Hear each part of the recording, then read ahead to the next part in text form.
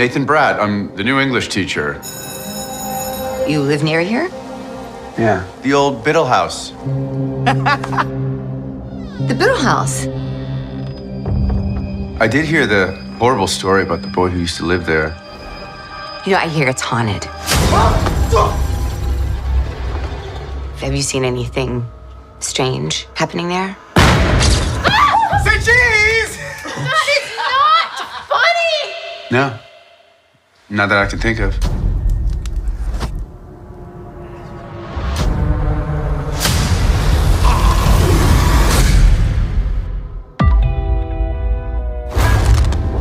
Some weird stuff has been happening. Something's clearly wrong. Why would you do that, man? That's not cool! There's no such thing as a curse, dude. That isn't real. I get those goosebumps every time. Are you okay? Get the nurse! Get the nurse! This is all connected. He's getting revenge for what our parents did to him. I get those goosebumps every time. Oh my god, we're murder nepo babies. You come around, Tell us what's going on. It's obvious you know. That's why all of this is happening to us. I'm way too young, yeah. I get those goosebumps every time. We have no choice. This ends now. Run! Run! Run! I get those goosebumps every time. It's time for them to learn the truth. Come with me. I get those goosebumps every time. Whoa! Oh my god! We need to talk. Why does James smell like watermelon Jolly Ranchers? I was just gonna say. Hi guys, my name is Heather Hurt and I am with the NRW where nerds rule the world, and I am here with Pavun Shetty and Conor Welch, executive producers of the upcoming Goosebumps series from Hulu and Disney Plus, and 2 episodes, of course, dropping on Freeform. The series will begin on Friday the 13th this October as part of the special Halloween celebrations on all of the platforms. How are you guys doing today? We're doing great, thanks. Very excited for the show to come out. Yes. Feels like it's a long way away from when we're doing this interview, but it's spooky season, so let's get in the mood, right? Tell me, to start off, let's start off with something fun. What was y'all's first Goosebumps book, and what is your favorite Goosebumps book? Ooh, I don't remember my first. I was a huge Goosebumps fan growing up. My favorite, though, was Go Eat Worms. It was one that was just so creepy to me. And I have not looked at Worms exactly the same way since reading it. And after watching this season, I'm sure the audience will not look at Worms the same way as well, because we take that one and really run with it. I discovered the books. I had an older sister, so I kind of stole them from her bookshelf, and I felt like I was reading something that I shouldn't have been reading. But Slappy was obviously always scary to me. But The Haunted Mask, actually, which we do in our second episode, was the book that always stuck with me, because the idea of putting something on your face that you're not able to take off is this viscerally scary thing that still haunts me. So that's the one that I remember reading first. Still your favorite? Still my favorite, possibly, and I'm really happy with how we adapted it. I think it's we took it and added some new elements to it that feel fresh, but did the original book justice. That speaking of adaptions, we have seen many Goosebumps stories in television and film. One thing that y'all really have that's different is it's less an adaptation and more it's less a recreation and more of an adaptation. Y'all pull from the books more than you try and tell exactly the stories. Why did y'all come from that angle versus just telling the same stories again? Yeah, I mean, we were lucky enough to have access to all of the books because of R.L. Stine and Scholastic. So we loved the books growing up, as we just talked, and everyone loves them. So we knew we wanted to do something that took the iconic stories and do an elevated take on them. So what was important to us that the show be really funny and grounded and dramatic and scary, and do, embrace the original book series, but do an updated take on them. So in our version, we're following these 5 high school kids who are dealing with real issues that high school kids face, but we're also following their parents who are dealing with real issues that adults face. And we're jamming all those things up and adding a lot of scary elements on top. And so we really just took the book series that we loved and kind of just did a new contemporary version of them. Yeah. And as opposed to the anthological nature of both the book series and the former television series, we wanted to create a mystery that took us from the first to the last episode of our season.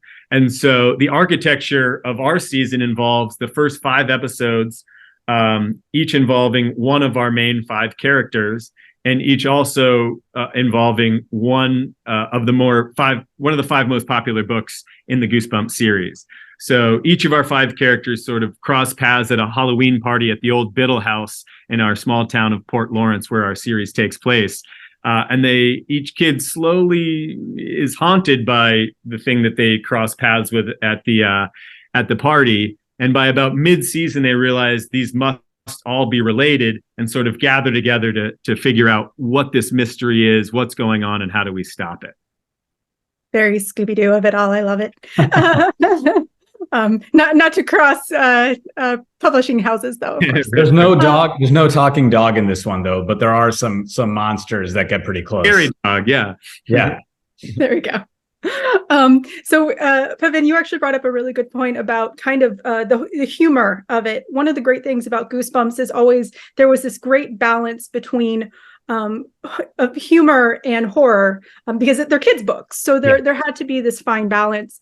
How did y'all figure out, how did the director, how did everyone figure out how to balance that in a series that's actually a little bit spookier than previous stories? Yeah, I mean, luckily, Rob Medina, who directed the first Goosebumps movie, has done a lot of comedy and horror. And Nick Stoller, who created the show with them, did Forgetting Sarah Marshall and Get Him to the Greek, and he also did the Muppets movies. So has kind of played in a lot of different arenas as well. And I think we found in developing the show that comedy and horror follow a lot of the same cadences as each other. So a lot of times there's setup, punchline, and a lot of times there's creepiness, and then a jump scare. And I think what we tried to do with the show was sort of subvert those expectations, where when you're expecting a punchline, you actually get scared. And when you're expecting to be scared, you actually laugh. And a lot of that comes from our characters, who are these awkward teens that are dealing with awkward teen issues in the middle of something that's super scary. Totally. And all of the books I found, and my oldest daughter now is finding as well, are a little scarier and a little funnier than you expect them to be. And so that was our intention with the series as well, is that it's a little scary and a little funnier, where maybe the younger audience will feel like they've possibly found their way into a party that they may have not been invited to, but isn't so excited to be here. So yeah, that was certainly the endeavor. And it is premiering on Freeform, which is technically, we've seen a lot of those fun teenage dramas. So were y'all kind of trying to go with that a little bit more then? It is family friendly, but at the same time, this is supposed to be for a slightly older audience, maybe kids who came up with the books? Yeah. I mean, that was the plan, was for kids who came up with the books like myself, and kids who are reading the books right now, like my daughter. And yeah, for something that felt elevated and sophisticated, but would still be really funny and really scary to, pretty much all audience members across the board. And we talk a lot about how, while our kids are dealing with Slappy and, possessed teachers and giant worm monsters, the scariest thing is being a high school kid right now. Like, that's the scariest thing. Like, asking someone out on a date and getting rejected is way more scary than like putting a mask on and not being able to take it off. So we try to embrace those issues that high school kids deal with, and also their parents are dealing with at the same time, and put those together in a real way. Totally. And the high school experience and those sort of issues are relatable across generations. The idea of getting your heart broken, or unrequited love, or does my best friend like me anymore? Am I cool enough? Am I popular? Like, those are all sort of evergreen, very universally relatable issues. And so we tried to start from that place and then elevate it with these curses and these scares and these horrors and these monsters that all kind of were related to those issues. Clearly, you can tell Connor and I had a lot of issues in high school that we're trying to work out through this show that we keep talking about. So I honestly, if you can't relate to some of these, then you didn't go to high school. Yeah. Personally. Or not yet. You haven't gone to high school yet. I guess that's a better way to do it. That actually touched on my next question. One of the great things about the Goosebumps stories is that they were more about the child or the family or the group of people that were being, it was something real. A child didn't feel seen, so they became invisible. Their family felt a little different. They maybe came from a different country, and so they find out their grandfather's a vampire, stuff like that. So were those personal elements the most important thing when y'all were creating these stories, or was it just kind of this added benefit? Absolutely most important thing. That was the groundwork from which everything else must be built. Because if you have a scare that isn't tethered to a true relatable problem, it's cheap. So yeah, for every one of our characters, our main characters, the high school kids, as well as their parents, it was important for us very early on to identify their issue. What was the character trait that they had to work their way throughout this season? And not until identifying that could we then lay on top the curse. And then once we had the curse, could we lay on top the scares, and so on and so forth. But yeah, absolutely vital was to start with a relatable issue that felt really real and grounded. And I think the kids in our show, what you'll see when you watch it, they're kids that wouldn't usually hang out together. They wouldn't sit at the same lunch table, but they come together when they're dealing with what goes on in the town. And we take these kids and they're not stock characters. They're not typically the jock and the nerd and the outcast. We kind of take those tropes and really make them more nuanced. So in the first episode, we're following Isaiah, who's an amazing football player and is cocky, but he's also really genuinely nice. And he's dealing with incredible financial pressures from his parents at home. And so even though the characters feel recognizable, they're dealing with issues that everyone kind of deals with. And they find out that they have a lot more in common with each other. And it feels really contemporary in that way. Awesome. Yes. Important elements. So speaking of those, what do y'all want audiences to take away from this series? What would be, if you could pick one thing, what would you love to have audience just take away, other than to read Goosebumps, because those are great books? I think it would be some combination of honesty and communication with parents can work your way through the most difficult of issues and times. And also that friendships can be found in unexpected places. And maybe the person that you wouldn't sit next to at the lunch table is the one that you should, because you have a lot more in common than you may have expected. All right. And mine's a little less thematic than Conor. I just want viewers of the show who are fans of the Goosebumps books to feel like we really honored the original source material and updated it in a way that feels authentic yet surprising. I think we want people to be surprised by the series, but feel like we really did justice to what R.L. Stine originally created. Phenomenal. All right, so we're going into some final. We're going into the Halloween season. I'm sorry, and tell me, what is your just to have some fun? What is your favorite Halloween or Friday the 13th tradition? Getting into, because that's when the show is coming out. It's coming out on a Friday the 13th. Mm-hmm.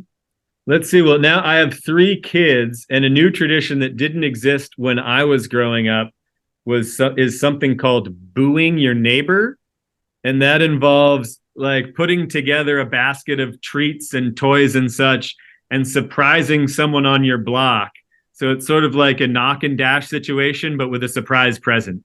And that's called booing your neighbor, which I had never heard of, but my kids really love. And I don't have kids, so I'm the person who's being booed probably from Conor's kids, and we're the ones who are just trying to, I think we like to be, my wife and I are the ones who are handing out the giant candy bars just so we can make someone's day, because when I was growing up and trick-or-treating, that was always the big thing is to get the actual full size. So I think we're lucky enough now where we get to do full size for everyone, and hopefully no one TPs our house in the process. Crossing all the fingers right there. So we've talked about the series. What would y'all like to see going forward? This is just season 1. What would y'all like to see in a season 2? Well, there's so many books to pull from. Again, R.L. Stine and Scholastic has been incredible in that we have access to everything in the catalog. So there's just really an infinite number of stories and totems and characters to pull from. And yeah, ideally, we'd like to see this same cast of characters who have developed a really fun chemistry and dynamics between them, contend with different scary things for many, many seasons to come. And while our cast kind of ends in a different place than they started the season, and same with the high school kids and their parents, I think that opens up a lot of new issues for them emotionally and as a group. So I think there's a lot more stories to tell with our core cast in the show that have nothing to do with the Goosebumps books. And then, like Conor said, when you throw all of that crazy, scary stuff on top of it, which there's just so much to take from, it actually ratchets everything up even more. So there's plenty more stories to tell.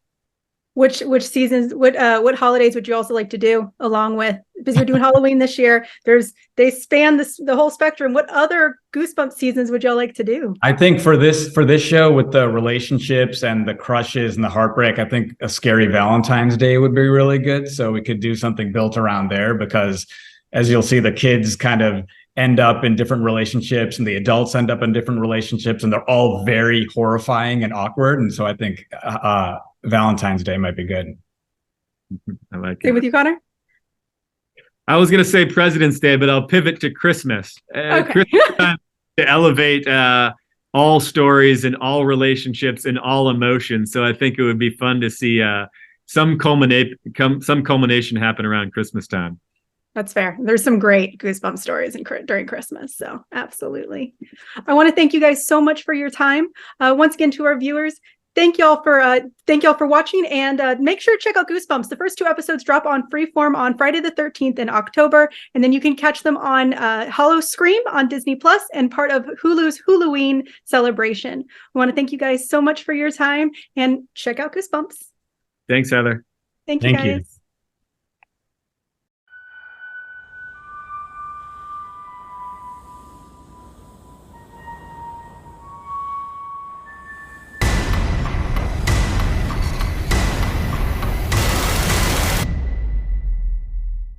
You're better off staying far away from this.